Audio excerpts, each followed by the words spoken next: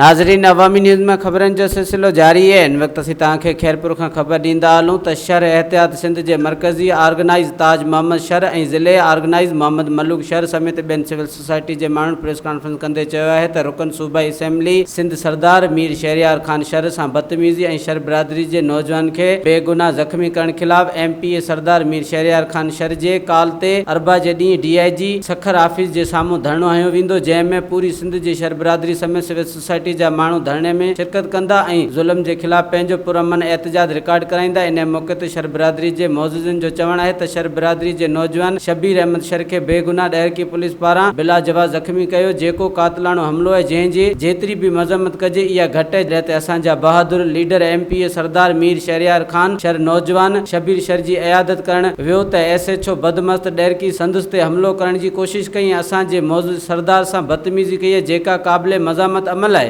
वधीक ख़बरनि ऐं तफ़सील जे लाइ विज़िट कयो असांजी वेबसाइट awamiNewsHD.com ऐं ॾिसंदा रहो अवामी न्यूज़ HD।